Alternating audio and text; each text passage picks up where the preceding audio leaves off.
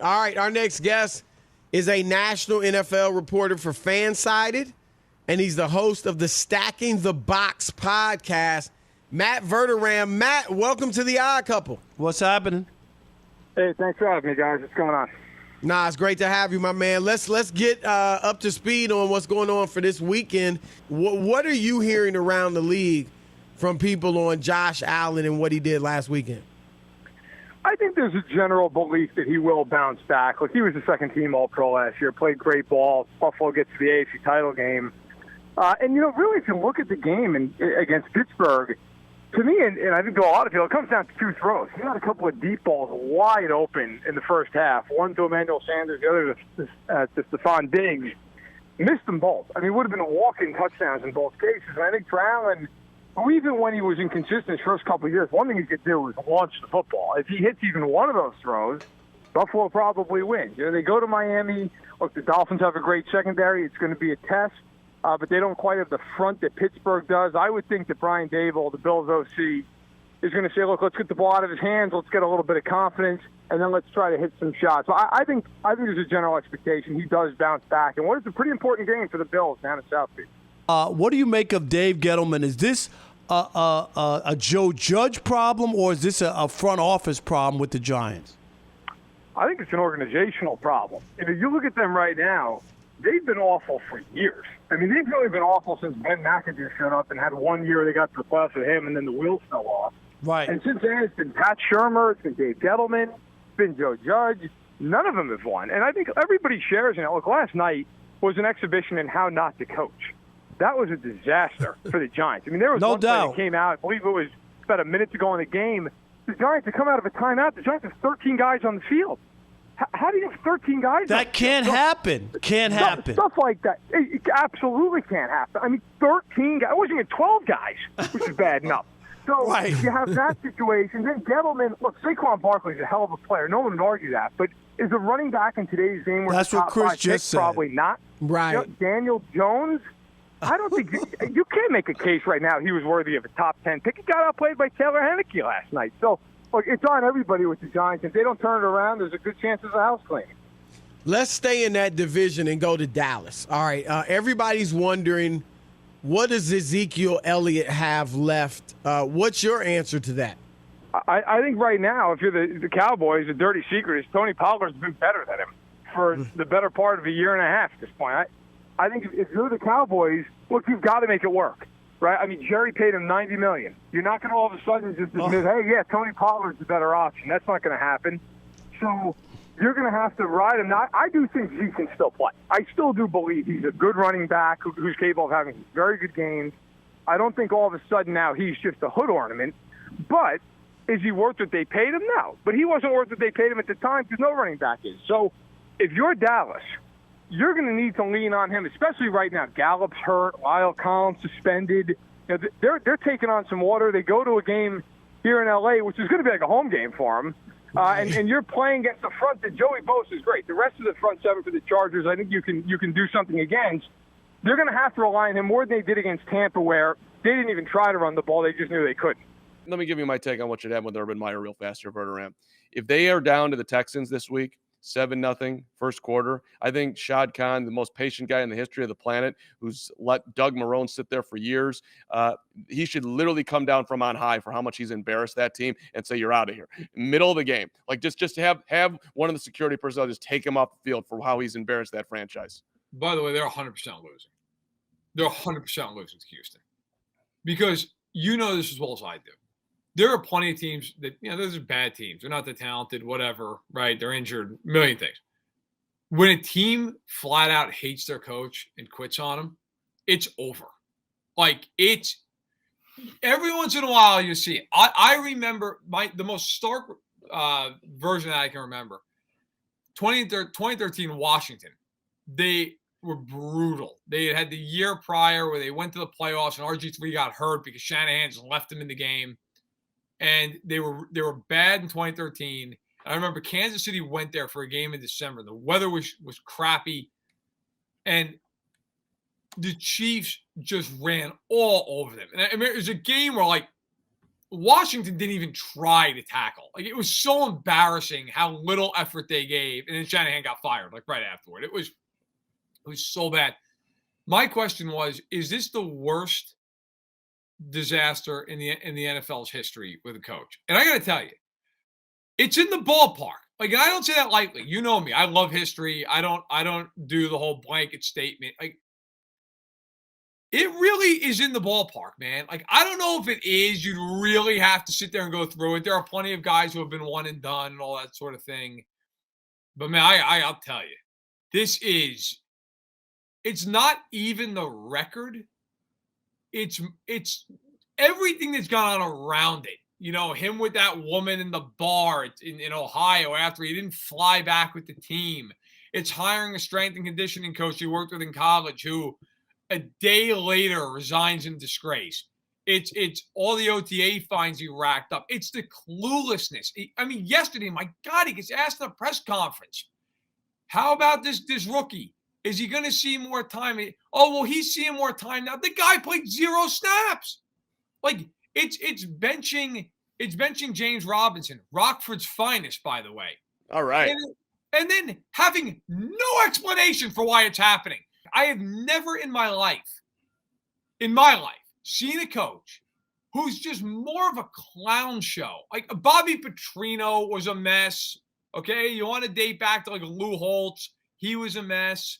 If you want to even go to a guy who didn't come out of college, like Tom Sewell with the Niners was a disaster.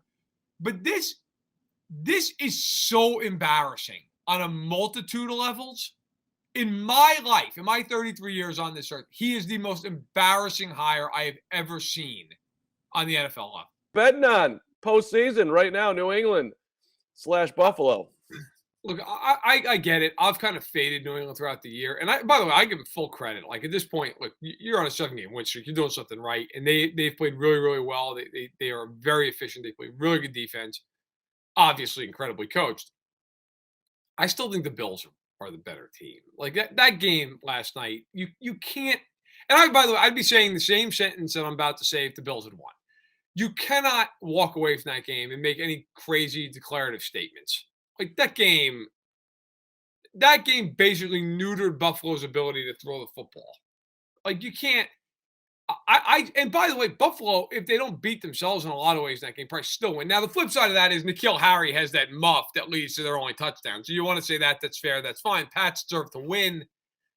I don't know about you, Corm. I still think the Bills, in a normal game, are the better team. How have you handled all this daily news and analysis of what's put on social media as to whether the Rodgers relationship with the Packers is completely severed or something that can be fixed? I tend to take the more cautious approach, little dose of skepticism. Do I think he's mad? I mean, yeah, obviously he's mad. He's not thrilled with the situation, but I always look at it like this. He cannot force his way out of there. Ultimately, the Packers have to be willing to move him. Now, he could retire, but I think we both know he's not giving back $23 million of a signing bonus and walking away from over $100 million over the next year. That is not happening. So then you get into, okay, he could go the Carson Palmer route, maybe not fully retire like Palmer did for 2 months, but he could hold out, so I'm just never coming back.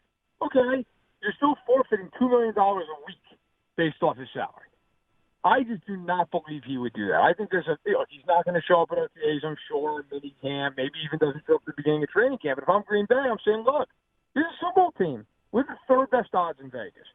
I'm not tricked. Now, after this year, you want to move on? We can talk about that, because at that point, Jordan Love better be ready. If he's not, it's a complete bust of a pick, and then you really have to start thinking about how the future is going to look in Green Bay anyway. Right. I don't think he's going to get traded. Maybe I'm wrong. Maybe that statement is ludicrous by June 5th, but I don't think they're going to deal him. And however it plays out, it's going to give us plenty to talk about, which is never a bad thing. All right, if it's not Aaron Rodgers, over the past week he has been at least, I don't want to say usurped, but had to share the spotlight with Tim Tebow. I've said this on the air too many times now, but it bears repeating again. If Tim Tebow ran for president, he might get my vote. If my daughter brought home Tim Tebow because she was dating him, I would shake my hand and say, Glad to have you as part of the family. I don't need to see Tim Tebow on the sporting field anymore. Any field. Baseball, football, quarterback, tight end, outfielder. I've had my fill of Tim Tebow on the sporting field, and I think that he's almost doing himself an injustice because he's becoming a sideshow. He was a Heisman Trophy winner who's turned into a sideshow. Am I too harsh on Tim Tebow? No.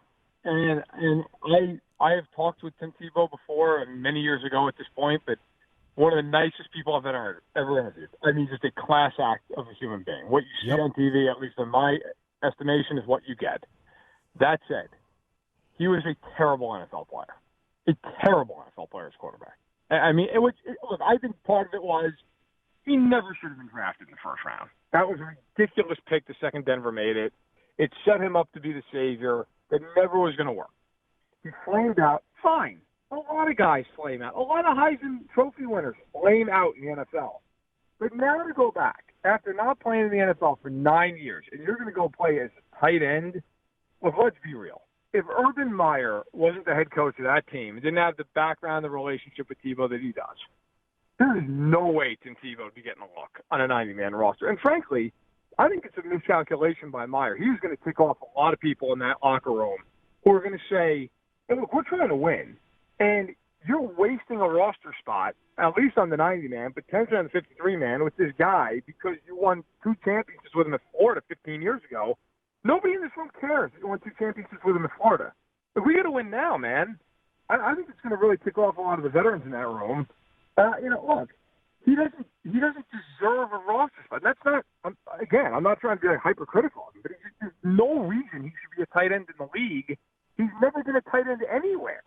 So I think this whole thing with Matt Meyer in Jacksonville, outside of taking Lawrence, which anybody would have done, I think to this point has all the earmarkings of a complete disaster. But we're going to find out. So you were talking about Dallas, and I wanted to add this about Dak Prescott. He put up big numbers again, and he's done it, but they don't usually win when he throws for over 350 yards. He's 4-10 in those games. What is it? I mean, I'm not going to blame it on him, but do they need balance? Do they need something else? You can't be 4-10 when your quarterback's putting up all these big numbers. It reminds me of Matt Stafford in Detroit. I think a lot of it is they just can't play defense. I mean, if you look at them with Dak, most of his career, really other than his first year where they came onto the scene with 13-3, they've not been able to stop anybody. Now, I don't expect that to get any better this weekend with Marcus Lawrence out now for a few months, Randy Gregory trying to get out of the COVID protocol. They just have not been able to stop anybody. And so you get into these games where Dak's just forced to basically drop back and throw it 40, 45, 50 times. I don't know how you can pin it on him. I mean, ultimately, if he's not there, and we saw it last year when he was hurt, they're not going to win anything. I mean, they're going to be a 5-win team. So I think he's the only reason they stay competitive, along with CeeDee Lamb and Amari Cooper. But could you ever really look at the Cowboys since Dak's been there and say they've been well coached? No. Could you say they've had an elite defense, even a really good defense? No. And so I think it puts all the onus on Dak. And really, he has no chance unless he just has the ball last and they're down less than a score. All right, the big game this weekend is, of course, Sunday night, Kansas City, Baltimore. Lamar Jackson said last year that the Chiefs are their kryptonite. He's 0-3 against them. His performances against them pale in comparison to what he does against other teams in the NFL. What do you think will happen on Sunday? And do you think that Lamar can have a good game and lead them to victory this Sunday? He can and he could. Look, they're just taking on a lot of oil right now with all the injuries. They are as banged up as any team in the NFL. And we've all spent a lot of time talking about the running backs, what with J.K. Dobbins and Gus Edwards. But really, when you look at them, the biggest injury they have, in my opinion, is Marcus Peters. And that offensive line is all kinds of banged up. Look, I think Jackson, he can play well in this game, and he's going to have to. He's going to have a great game for them to win, in my opinion. I don't think they have enough otherwise on the defensive side to slow Kansas City down. They love the blitz. Mahomes kills the blitz. But if you're Baltimore, look, you still have enough talent here to be competitive. It's a game where you're at home, prime time. But for Lamar, it's a tough spot. It's a tough spot for anybody against Kansas City. it's a real tough spot when you're kind of playing one hand tied behind your back with all these injuries. I think the Chiefs are the favorite. They should be. It's going to take a huge effort from Lamar for the Ravens to win. All right, last thing here, the Steelers. Smoke and mirrors, or is that defense good enough? I'm not crazy about Big Ben. I think I'll take Uncle Ben at this point in his career. But where are you on the Steelers got a defense to be able to make the playoffs and do something? I think they're good enough to make the playoffs, sure. Defensively, they're one of the best teams in football. I looked at that game, Rob, and said, this is who they were last year. Right. I mean, everybody got confused because they went 11-0. They played a really soft schedule, and then at the end of the year, they trailed off big time. But I think they're basically the same team. They're a team that's going to rely on quick passing, getting the ball outside, letting their playmakers make plays, Chase Claypool, Deontay Johnson, all those guys, Smith-Schuster. And then defensively saying, look, we're going to hold teams to 17 points, to 20 points. We're going to get some turnovers, have some good field position. I think if you're Pittsburgh, that's going to be how you have to win. Now, can they beat a Kansas City in the playoffs like that? I don't think so. But could they win 11 games, be a playoff team? Sure. They're well coached, and they have a great defense. I think that's enough to win the games that they should win. I would say right now, you're asking Kansas City to play a game with no Kelsey, no Hill, potentially no Charvarius Ward, no Rashad Fenton. They don't have their kicker, and there could be more tests coming. Due to this new protocol, and you only have to test negative one time between when you go on the list and game time, it seems like it would be the best interest of everybody to try to move this game to Monday and see what happens. I think they're going to wait probably to the end of the week. And I think if this situation is the same or worse, they will move this game. It's a national television game in the late slot in CBS. Like, this is the Romo Nance game. They don't want this game to be the Chiefs trotting out half of their team. They don't want that. They'd rather play the game in a spot where everybody's playing, everybody, or at least as close to everybody as you can get. Now, the other part of this, it is interesting, though. These teams that have been dealing with COVID, Cleveland, Washington, the Rams, they did not have the benefit of this current protocol. That went into effect this week. So, look, as bad as this is, strictly speaking from a football standpoint, it's better that it happened early in the week than if it happened Thursday, Friday, Saturday, because the Chiefs could test 15 of these guys, if it comes to it, on Friday or Saturday, and if they're asymptomatic they're vaxxed, and all they need is one test. That's it, and they could all play in the game. And now, I mean, it's not ideal, obviously, but I think the NFL is going to wait because of that, because you're not waiting for 2 negative tests. You're waiting for guys, essentially, one test, boom, you're good to go. And that's where I do wonder. I mean, the Chiefs do have the benefit of time right now, whereas if this had happened on Friday, they would not have that same luxury.